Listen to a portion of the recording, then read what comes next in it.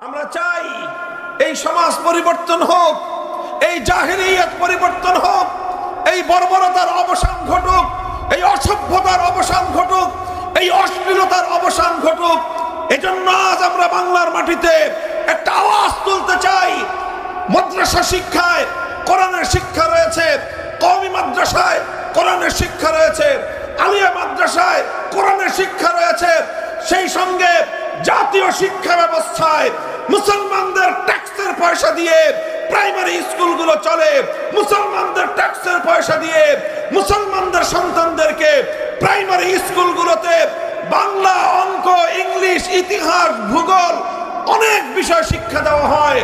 এমনকি এখন তাদেরকে পিটি শিক্ষা দেওয়ার জন্য শিক্ষক নিয়োগ করা হয়, নাচ গানের জন্য পর্যন্ত নর্তকীর শিক্ষা দেওয়ার জন্য ব্যবস্থা গ্রহণ করা হচ্ছে। অথচ মুসলমানদের সন্তানদের প্রাইমারি স্কুলে আল্লাহর কোরআন শিক্ষা দেওয়ার কোনো ব্যবস্থা নাই।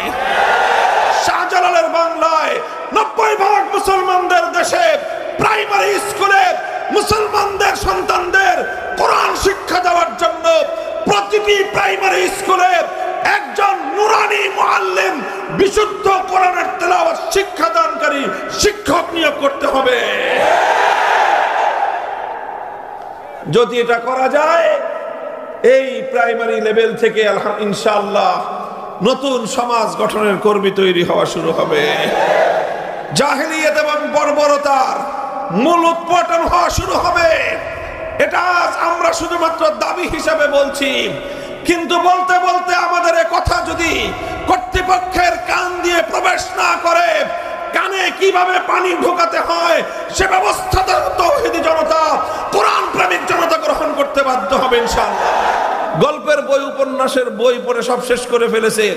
বঙ্কিমচন্দ্র থেকে শুরু করে হুমায়ুন আহমেদ পর্যন্ত কোনোটা বাদ রাখে নাই।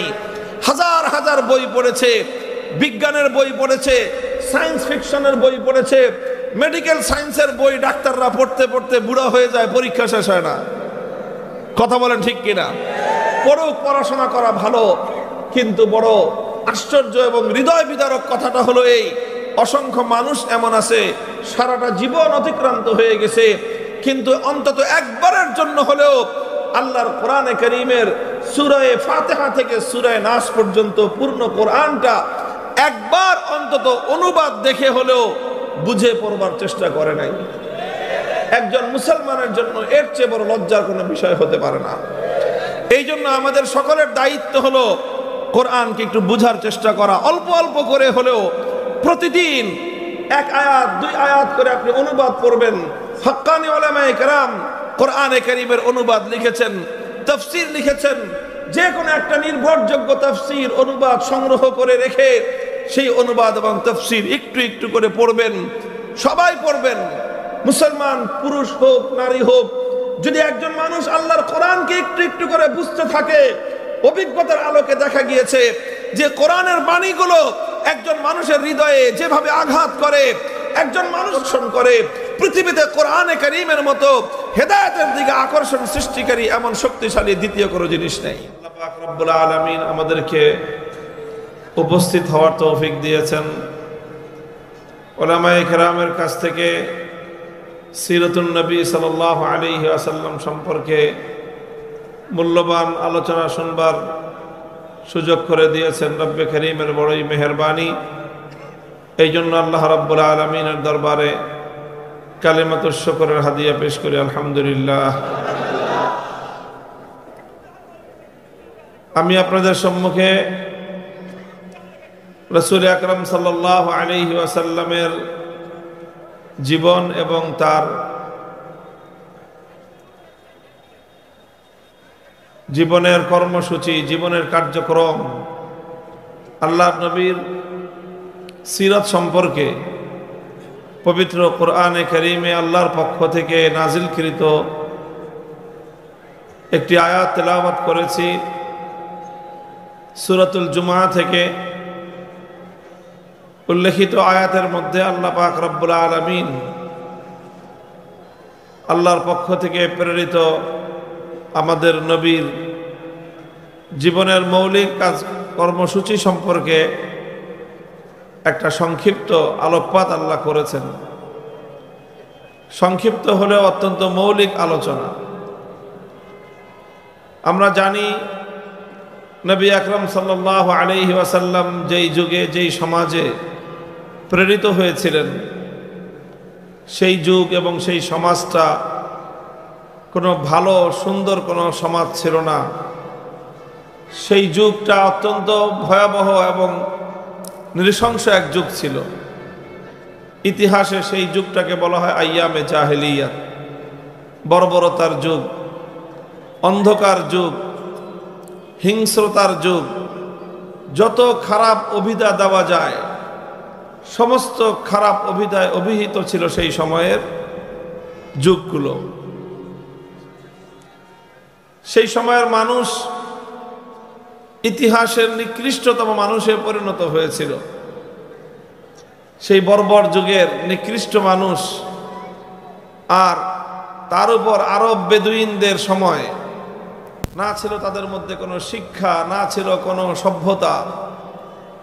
এরকম একটা জাতির কাছে আল্লাহর নবী প্রেরিত হয়েছিলেন। মাত্র 23 বছর তিনি এমন কিছু কাজ করেছিলেন যেই কাজের মাধ্যমে আল্লাহর নবী এমন একটা জাতি, এমন একটা সমাজ গঠন করতে সক্ষম হয়েছিলেন, যেই যুগের পরিবর্তন তিনি করতে সক্ষম হয়েছিলেন। যেটা ছিল জাহেলিয়াতের যুগ, যেটা ছিল বর্বরতার যুগ, সেই যুগটা পৃথিবীর ইতিহাসের স্বর্ণযুগে পরিণত হয়ে গেল। যে মানুষগুলো সবচেয়ে বর্বর মানুষ ছিল, সেই মানুষগুলো পৃথিবীর ইতিহাসের সবচেয়ে সুন্দর সোনার সফল মানুষে পরিণত হয়ে গেল। আজও পর্যন্ত পৃথিবী সেই মানুষগুলোর কথা স্মরণ করে এবং সেরকম সোনার মানুষ পৃথিবীতে আর কোনোদিন আসবে না। এটা কিভাবে সম্ভব হয়েছিল? রাসূল আকরাম সাল্লাল্লাহু আলাইহি ওয়াসাল্লাম এই আমূল পরিবর্তন কেমন ভাবে সাধন করেছিলেন, এটা আজ আমাদের জানার প্রয়োজন। কারণ আজ এখন আমরা যেই যুগে বসবাস করছি, এটাও একটা জাহেলিয়াতের যুগ, এটাও একটা বর্বরতার যুগ। সেই যুগের জাহেলিয়াতের সাথে আজকের যুগের জাহেলিয়াতের পার্থক্য হলো এই, সে যুগের জাহেলিয়াত ছিল প্রাচীন কালের জাহেলিয়াত, আর আজকের জাহেলিয়াত হলো আধুনিক যুগের জাহেলিয়াত। সেই জাহেলিয়াতটা ছিল শুধুমাত্র প্রাচীন যুগের একটা অসভ্যতার জাহেলিয়াত, আর আজকের যুগের জাহেলিয়াত এটা অত্যন্ত শক্তিশালী, এটা বিজ্ঞান নির্ভর, প্রযুক্তি নির্ভর শক্তিশালী এক জাহেলিয়াত। এই জাহেলিয়াতকে পরিবর্তন করে, এই জাহেলিয়াতকে পরাস্ত করে যদি আমরা চাই একটি সুন্দর পৃথিবী গড়তে, সুন্দর সমাজ গড়তে, আমাদেরকে আল্লাহ রাসূল সাল্লাল্লাহু আলাইহি ওয়াসাল্লামের সেই কর্মসূচির দিকে প্রত্যাবর্তন করা ছাড়া বিকল্প করার রাস্তা নাই। এই জন্য সিরাত মাহফিলের আলোচনার উদ্দেশ্য হলো যে আসুন আমরা চেষ্টা করব যে আমরা আল্লাহ রাসূল সাল্লাল্লাহু আলাইহি ওয়াসাল্লামের পালিত কর্মসূচিকে আমাদের জীবনের কর্মসূচি হিসেবে গ্রহণ করে আমরাও আমাদের জীবনকে সেভাবে পরিচালিত করব। আমাদের সমাজে আমরা সেই কাজ বাস্তবায়ন করব যেই কর্মসূচির মাধ্যমে নবী আকরাম সাল্লাল্লাহু আলাইহি ওয়াসাল্লাম সেই জাহেলিয়াতকে পরিবর্তন করে একটি শান্তি সুখের সমাজ গড়েছিলেন। আমরাও আজকের এই নব্য জাহেলিয়াতকে পরাস্ত করে এই জাহেলিয়াতের কবর রচনা করে তার উপর শান্তির নীড় তৈরি করব ইনশাআল্লাহ। আল্লাহ পাক রব্বুল আলামিন আমাদেরকে বুঝবার তৌফিক দান করেন।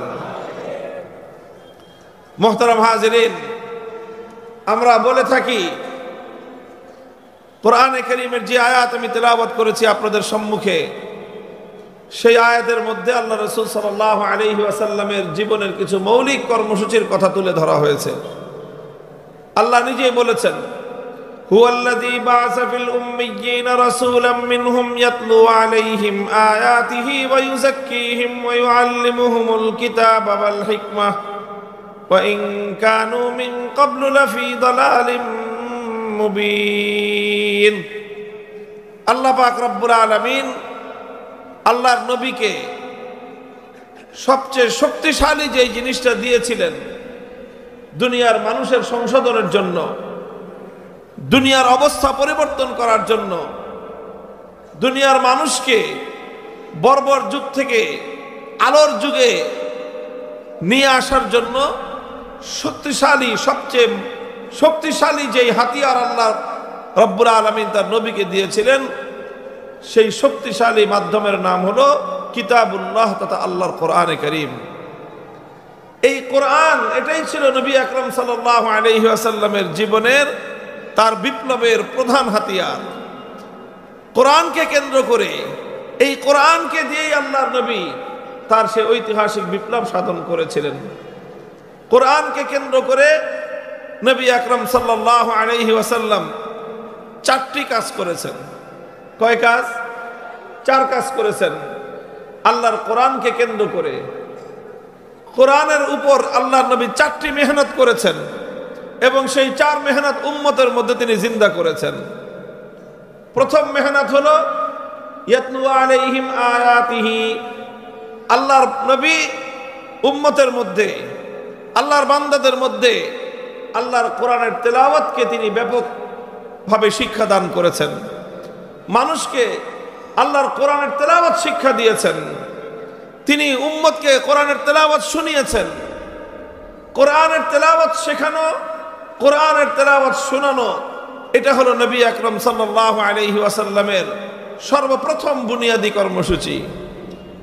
কোরআনের তেলাওয়াতের মাধ্যমেই নবী আকরাম সাল্লাল্লাহু আলাইহি ওয়াসাল্লাম তার বিপ্লবী কর্মসূচির সূচনা করেছিলেন। কোরআনে কারীমের তেলাওয়াতের মধ্যে আল্লাহ পাক রব্বুল আলামিন এমন একটা শক্তি রেখেছেন যে এই তেলাওয়াত এটা মানুষের বদ্ধ দুয়ারকে, হৃদয়ের বদ্ধ দুয়ারকে খুলে দিয়ে মানুষের অন্ধকার হৃদয়ের মধ্যে আলো প্রজ্বলিত করে দেয়। এই জন্য নবী আকরাম সাল্লাল্লাহু আলাইহি ওয়াসাল্লামের সর্বপ্রথম কর্মসূচি হলো তেলাওয়াতে কিতাবুল্লাহ তথা কোরআনে কারীমের তেলাওয়াত। এবং এটা হলো নবী আকরাম সাল্লাল্লাহু আলাইহি ওয়াসাল্লামের একটা স্বয়ং সম্পূর্ণ কর্মসূচি। শুধু তেলাওয়াতে কিতাবুল্লাহ, এটাই আল্লাহর নবীর বিপ্লবী কর্মসূচির সবচেয়ে বুনিয়াদী কর্মসূচি ছিল। এই কোরআনের তেলাওয়াতের মাধ্যমেই নবী আকরাম সাল্লাল্লাহু আলাইহি ওয়াসাল্লাম সেই জাহেলি সমাজ ব্যবস্থার ভিত শুদ্ধ প্রকম্পিত করে দিয়েছিলেন এবং তিনি যে হেদায়েতের আলো জ্বালিয়েছিলেন, যে মশাল প্রজ্বলিত করেছিলেন, সেই মশালের সর্বপ্রথম অগ্নিস্ফুলিঙ্গ ছিল তেলাওয়াতে কিতাবুল্লাহ। কোরআনে কারীমের তেলাওয়াতের মধ্যে আল্লাহ পাক রব্বুল আলামিন সেই প্রভাব রেখেছেন, সেই শক্তি রেখেছেন। আমাদের মধ্যে অনেক মানুষ রয়েছে এমন যারা মনে করে যে কোরআনে কারীমের তেলাওয়াত এটা, অনেকে তো এরকম বলেও থাকে যে অর্থ না বুঝে শুধু কোরআনে কারীমের তেলাওয়াত করে কোনো লাভ নেই। নাউজুবিল্লাহ। কোরআনে কারীমের তেলাওয়াত এটা একটা স্বয়ং সম্পন্ন কর্মসূচি। কোরআনের অর্থ বোঝা এটা আরেকটা কর্মসূচি, আর কোরআন তেলাওয়াত করা এটা একটা কর্মসূচি। কাজেই কেউ যদি কোরআনের অর্থ বুঝতে পারে ভালো কথা, কোরআনের মর্ম এবং অর্থ যদি নাও বুঝে, এরপরও কোরআনে কারীমের তেলাওয়াত এটা একটা বিপ্লবী কর্মসূচি। এটা মানুষের মধ্যে আমূল পরিবর্তন করবার বুনিয়াদী কর্মসূচি হলো কোরআনে কারীমের তেলাওয়াত। এই জন্য যারা মনে করে যে না বুঝে পড়লে কোরআনে কারীমের তেলাওয়াতের দ্বারা কোনো লাভ নেই, তারা মূলত আল্লাহর কোরআনকে অবমূল্যায়ন করে। তারা কোরআনে কারীমকে দুনিয়ার আর 10টা গ্রন্থের সঙ্গে একই পাল্লায় পরিমাপ করে। তারা মনে করে যেরকম সাহিত্যের বই না বুঝে পড়লে সাহিত্যের স্বাদ পাওয়া যায় না, কবিতার বই না বুঝে পড়লে কাব্যের আনন্দ পাওয়া যায় না, উপন্যাসের বই না বুঝে পড়লে উপন্যাসের চরিত্র বোঝা যায় না, গল্পের বই না বুঝে পড়লে কেউ গল্পের মজা পাবে না, বিজ্ঞানের বই না বুঝে পড়লে বিজ্ঞান শিখতে পারবে না, মেডিকেল সায়েন্সের বই না বুঝে পড়লে ডাক্তারি বিদ্যা জানা হবে না। তারা মনে করেছে এই সব বিষয়ের মতো কোরআনে কারীম এরকম যে না বুঝে পড়লে বুঝি কোরআনে কারীমের কোনো লাভ হবে না। তা নয়, অন্য সকল বিষয়ের বই না বুঝে পড়লে কোনো লাভ নাই।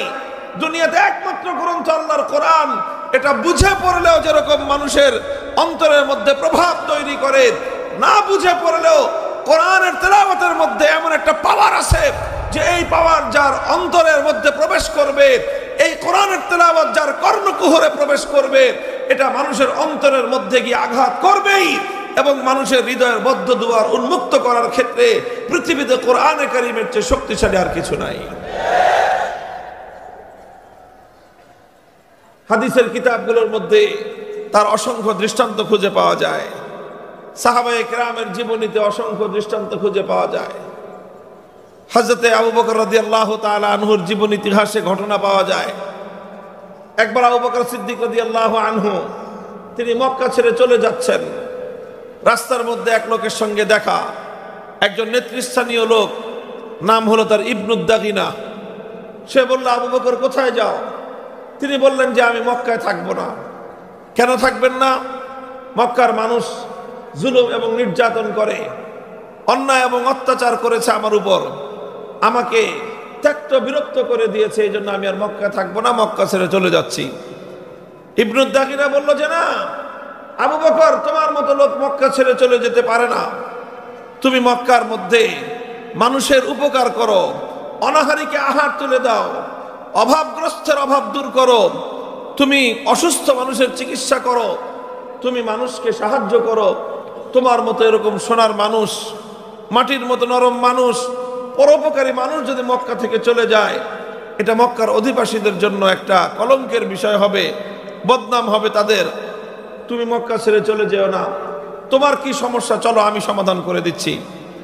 ইবনুদ দাগিনা নামক সেই সরদার আবু বকর রাদিয়াল্লাহু আনহুকে সঙ্গে করে মক্কায় ফিরে আসলেন। এসে মক্কাবাসীকে বললেন যে দেখো, আবু বকর সে একজন ভালো মানুষ, তার মতো এরকম সোনার মানুষ হয় না। এই লোকটাও যদি তোমাদের অত্যাচারে অতিষ্ঠ হয়ে মক্কা ছেড়ে চলে যায়, তাহলে গোটা আরবের মধ্যে মক্কার মানুষের বদনাম হয়ে যাবে যে আরব আবু বকরের মতো একজন ভালো মানুষ মক্কায় থাকতে পারে নাই। এই জন্য আবু বকর মক্কায় থাকবে, আমি দায়িত্ব নিচ্ছি, তোমরা কেউ আবু বকরকে ডিস্টার্ব করবে না। মক্কার লোকেরা বলল যে ঠিক আছে, আবু বকর থাকবে, থাকুক। আবু বকর আমাদের বাপদাদার ধর্ম ত্যাগ করে মুহাম্মাদের ধর্ম গ্রহণ করেছে সাল্লাল্লাহু আলাইহি ওয়াসাল্লাম, আমরা না হয় সেটাও মেনে নিলাম। আবু বকর মুহাম্মাদের ধর্ম প্রচার করে, আমরা না হয় সেটাও মেনে নিলাম। কিন্তু আবু বকরকে আমাদের একটা শর্ত মানতে হবে। কি শর্ত? যে আবু বকর কোরআন তেলাওয়াত করে, কোরআন তেলাওয়াত করুক, সেটা নিয়ে আমরা আপত্তি করব না। তবে শর্ত হলো আবু বকর কোরআন তেলাওয়াত করবে তার ঘরের মধ্যে দরজা জানালা বন্ধ করে। সে ঘরের বাইরে বারান্দায় অথবা উঠোনে দাঁড়িয়ে কোরআনে কারীমের তেলাওয়াত করে, এইভাবে উন্মুক্ত স্থানে সে কোরআন তেলাওয়াত করতে পারবে না। ইবনুদ দাগিনা জানতে চাইলো কারণ কি? ঘরের মালিক আবু বকর, ঘরের উঠোনের মালিক আবু বকর, তার জায়গায় সে দাঁড়িয়ে কোরআন তেলাওয়াত করবে, তোমাদের সমস্যা কি? মক্কার লোকেরা জবাব দিল যে না, আবু বকর ঘরের উঠোনে দাঁড়িয়ে কোরআন তেলাওয়াত করতে পারবে না, কারণ সে যদি উন্মুক্ত স্থানে দাঁড়িয়ে আল্লাহর কোরআন তেলাওয়াত করা শুরু করে, আবেগ মাখা কণ্ঠে যখন আবু বকর কোরআনে কারীমের তেলাওয়াত করে, তখন অবস্থাটা এমন হয় চুম্বক যেরকম লোহাকে তার নিজের দিকে আকর্ষণ করতে আরম্ভ করে, আবু বকর যখন তার ঘরের উঠোনে দাঁড়িয়ে আবেগ মাখা কণ্ঠে হৃদয় উজাড় করে দিয়ে কণ্ঠ খুলে আল্লাহর কোরআনের তেলাওয়াত করতে আরম্ভ করে, তখন আমরা আমাদের ঘরগুলোতে আমাদের ছোট ছোট শিশু সন্তানদেরকে পর্যন্ত আটকে রাখতে পারি না। চুম্বক যেরকম লোহাকে তার নিজের দিকে আকর্ষণ করতে থাকে, ঠিক তেমনি ভাবে আবু বকরের কোরআনের তেলাওয়াত আমাদের ঘরগুলো থেকে ছোট ছোট সন্তানদেরকে পর্যন্ত আকর্ষণ করে আবু বকরের ঘরের দিকে টেনে নিয়ে যায়। আমরা এটা বরদাস্ত করতে পারবো না। আমাদের ঘরগুলো থেকে আমাদের নারীরা, আমাদের শিশুরা পর্যন্ত আবু বকরের ঘরের দিকে পঙ্গপালের মতো ছুটতে আরম্ভ করবে, আর আল্লাহর কোরআনের তেলাওয়াত শুনে শুনে তারা এভাবে জাহেলিয়াতের পথ ছেড়ে দিয়ে আলোর পথের দিকে তারা অনুসারী হবে। আলোর পথের দিশারি হবে, এটা কোশ্চিন কালেও আমরা বরদাস্ত করতে পারি না। মুহতারাম হাজিরিন, ইতিহাস তো কথাই বলে, অসংখ্য অগণিত পাষাণ হৃদয়ের মানুষ যখন তাদের সামনে আল্লাহর কোরআনে কারীমের তেলাওয়াত করা হয়েছে, সেই পাথরের মতো পাষাণ হৃদয়গুলো পর্যন্ত আল্লাহর কোরআনে কারীমের তেলাওয়াতের মাধ্যমে মোমের মতো বিগলিত হয়ে পড়তে আরম্ভ করেছে। আল্লাহর কসম খেয়ে বলি, মহাবিশ্বের মধ্যে পাথরের মতো পাষাণ হৃদয়কে বিগলিত করবার জন্য আল্লাহর কোরআনের চেয়ে প্রভাবক আর এর চেয়ে শক্তিশালী কোনো মাধ্যম আজ পর্যন্ত এই পৃথিবীতে আবিষ্কার হয় নাই। যে কোনো পাষাণ হৃদয়কে মোমের মতো গলানোর জন্য, পাষাণ হৃদয়ে পাথরের মতো রুক্ষ হৃদয়কে পর্যন্ত মোমের মতো নরম করে দিয়ে পানির ঝর্ণা ধারার মতো প্রবাহিত করবার ক্ষেত্রে আল্লাহর কোরআনে কারীমের কোনো তুলনা নাই, কোনো জুড়ি নাই। এজন্যই আল্লাহ পাক রব্বুল আলামিন বিশ্ব নবী, মানবতার নবী মুহাম্মদ আরবি সাল্লাল্লাহু আলাইহি ওয়াসাল্লামকে সর্বপ্রথম যেই কর্মসূচি দান করেছিলেন, সেই কর্মসূচির নাম হলো ইয়াতলু আলাইহিম আয়াতিহি। তিনি মানুষের কর্ণকুহরে আল্লাহর কোরআনের তেলাওয়াতের ধ্বনি শোনাবেন। মানুষের কণ্ঠে কণ্ঠে আল্লাহর কোরআনের তেলাওয়াত উচ্চারিত হবে, পাড়ায় পাড়ায়, মহল্লায় মহল্লায়, ঘরে ঘরে আল্লাহর কোরআনের তেলাওয়াত হবে। এই তেলাওয়াতের আওয়াজ যখন গুঞ্জরিত হয়, তখন কোরআনে কারীমের তেলাওয়াতের এই গুঞ্জরণে সমাজ থেকে জাহেলিয়াত বিতাড়িত হতে বাধ্য হয়। আজও আমরা যদি আমাদের এই সমাজে, এই পরিবেশে ঘরে ঘরে আল্লাহর কোরআনের তেলাওয়াতের আওয়াজ যদি আমরা গুঞ্জরণ উঠাতে পারি, ইনশাআল্লাহ এই সমাজ থেকে জাহেলিয়াত পালিয়ে যেতে বাধ্য হবে। আলহামদুলিল্লাহ, কোরআনের তেলাওয়াত আছে, চলছে, কিছু কিছু মেহনত চলছে, মাদ্রাসাগুলো মেহনত করছে। আমরা আমাদের সংগঠনের পক্ষ থেকে বিভিন্ন সময়ে মানুষকে কোরআনের তেলাওয়াত শেখানোর জন্য উদ্যোগ গ্রহণ করে থাকি। আমরা চাই এই সমাজ পরিবর্তন হোক, এই জাহেলিয়াত পরিবর্তন হোক, এই বর্বরতার অবসান ঘটুক, এই অসভ্যতার অবসান ঘটুক, এই অশ্লীলতার অবসান ঘটুক। এজন্য আজ আমরা বাংলার মাটিতে একটা আওয়াজ তুলতে চাই। মাদ্রাসা শিক্ষায় কোরআনের শিক্ষা রয়েছে, কওমি মাদ্রাসায় কোরআনের শিক্ষা রয়েছে, আলিয়া মাদ্রাসায় কোরআনের শিক্ষা রয়েছে। সেই সঙ্গে জাতীয় শিক্ষা ব্যবস্থায় মুসলমানদের ট্যাক্সের পয়সা দিয়ে প্রাইমারি স্কুলগুলো চলে। মুসলমানদের ট্যাক্সের পয়সা দিয়ে মুসলমানদের সন্তানদেরকে প্রাইমারি স্কুলগুলোতে বাংলা, অঙ্ক, ইংলিশ, ইতিহাস, ভূগোল অনেক বিষয় শিক্ষা দেওয়া হয়। এমনকি এখন তাদেরকে পিটি শিক্ষা দেওয়ার জন্য শিক্ষক নিয়োগ করা হয়। নাচ গানের জন্য পর্যন্ত নর্তকীর শিক্ষা দেওয়ার জন্য ব্যবস্থা গ্রহণ করা হচ্ছে। অথচ মুসলমানদের সন্তানদের প্রাইমারি স্কুলে আল্লাহর কোরআন শিক্ষা দেওয়ার কোনো ব্যবস্থা নাই। শাহজালালের বাংলায় 90% মুসলমানদের দেশে প্রাইমারি স্কুলে মুসলমানদের সন্তানদের কোরআন শিক্ষা দেওয়ার জন্য প্রতিটি প্রাইমারি স্কুলে একজন নুরানি মুআল্লিম, বিশুদ্ধ কোরআনের তেলাওয়াত শিক্ষাদানকারী শিক্ষক নিয়োগ করতে হবে। যদি এটা করা যায়, এই প্রাইমারি লেভেল থেকে ইনশাআল্লাহ নতুন সমাজ গঠনের কর্মী তৈরি হওয়া শুরু হবে। জাহেলিয়াত এবং বর্বরতার মূল উৎপাটন হওয়া শুরু হবে। এটা আজ আমরা শুধুমাত্র দাবি হিসাবে বলছি, কিন্তু বলতে বলতে আমাদের এ কথা যদি কর্তৃপক্ষের কান দিয়ে প্রবেশ না করে, কানে কিভাবে পানি ঢোকাতে হয় সে ব্যবস্থা তাওহীদি জনতা, কোরআন প্রেমিক জনতা গ্রহণ করতে বাধ্য হবে ইনশাআল্লাহ।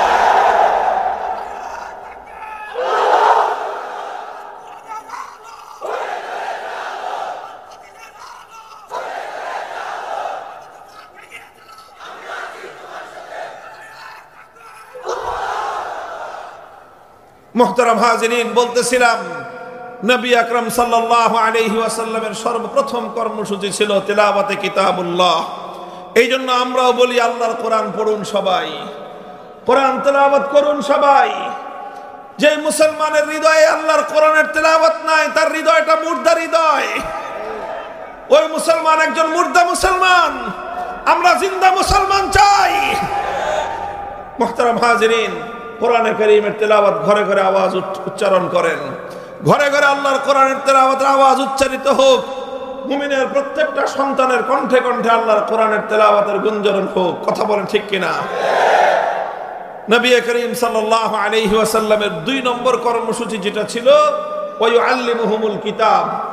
তিনি কোরআন তেলাওয়াত শিক্ষা দেওয়ার পরে এরপরে উম্মতকে কোরআনের মর্ম শিখিয়েছেন, কোরআনের মর্ম বুঝিয়েছেন, কোরআনের ব্যাখ্যা বুঝিয়েছেন।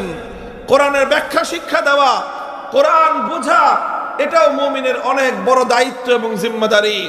কোরআন যদি একজন মানুষ বুঝতে পারে, আল্লাহ পাক রব্বুল আলামিন মানব জাতিকে লক্ষ্য করে কি বার্তা প্রেরণ করলেন, আল্লাহর বান্দাদের আল্লাহর বার্তাটা বুঝবার দরকার আছে না নাই?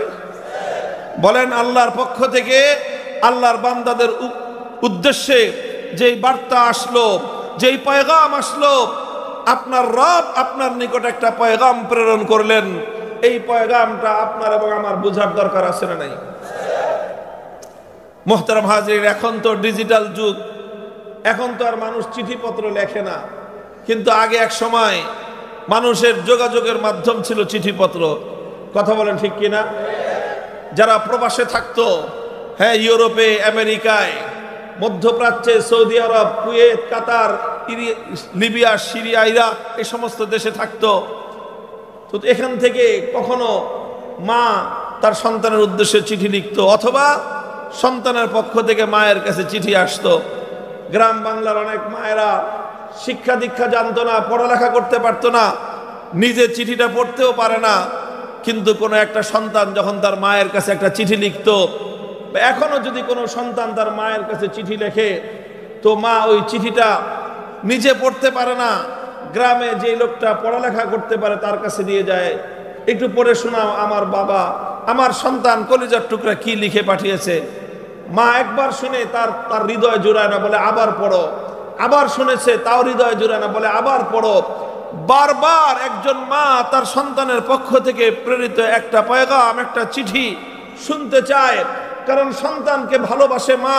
সেই সন্তান মাস মাস ধরে, বছরের পর বছর ধরে প্রবাসে থাকতেছে, ওই সন্তানের পক্ষ থেকে একটা চিঠি আসলে সেই চিঠির মর্ম বুঝবার জন্য, সেই চিঠির কথাগুলো একবার একটু মায়ের কানে শুনবার জন্য, সেই চিঠির কথাগুলো একবার একটু পড়বার জন্য একজন মা অধীর হয়ে যায়। কথা বলেন ঠিক কিনা? মুহতারাম হাজিরিন, তো একজন মা যেরকম তার সন্তানের পক্ষ থেকে প্রেরিত একটা পয়গাম বারবার বুঝবার জন্য অধীর আগ্রহ নিয়ে সে অপেক্ষার প্রহর গুনতে থাকে, বুঝবার জন্য সে পাগল পারা হয়ে যায়, অথচ আমাদের নিকট আমাদের রব্বুল আলামিন কোরআনে কারীমের মতো এরকম এক মহান পয়গাম দুনিয়ার প্রত্যেকটা মানুষকে উদ্দেশ্য করে আল্লাহ পাক রব্বুল আলামিন আরশের উপর থেকে প্রেরণ করলেন। আমরা বহু মানুষ এমন আছি, অসংখ্য মানুষ এমন আছে যারা সাধারণ শিক্ষিত বা অশিক্ষিত, তাদের কথা বাদই দিলাম, যারা শিক্ষিত, পড়াশোনা করার অভ্যাস, হাজার হাজার বইপত্র অনেকে পড়েছে, অনেকে আছে এমন গল্পের বই, উপন্যাসের বই পড়ে সব শেষ করে ফেলেছে, বঙ্কিমচন্দ্র থেকে শুরু করে হুমায়ুন আহমেদ পর্যন্ত কোনোটা বাদ রাখে নাই। হাজার হাজার বই পড়েছে, বিজ্ঞানের বই পড়েছে, সায়েন্স ফিকশনের বই পড়েছে, মেডিকেল সায়েন্সের বই ডাক্তাররা পড়তে পড়তে বুড়া হয়ে যায়, পরীক্ষা শেষ হয় না। কথা বলেন ঠিক কিনা?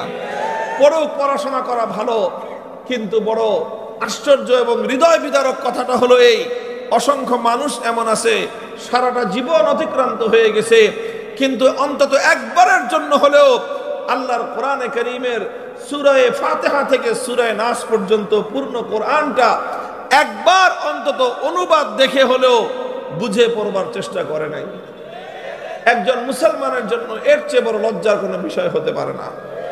এই জন্য আমাদের সকলের দায়িত্ব হলো কোরআনকে একটু বুঝার চেষ্টা করা, অল্প অল্প করে হলেও প্রতিদিন 1 আয়াত 2 আয়াত করে আপনি অনুবাদ পড়বেন। হক্কানি উলামায়ে কেরাম কোরআনে কারীমের অনুবাদ লিখেছেন, তাফসীর লিখেছেন, যে কোনো একটা নির্ভরযোগ্য তাফসীর অনুবাদ সংগ্রহ করে রেখে সেই অনুবাদ এবং তাফসীর একটু একটু করে পড়বেন।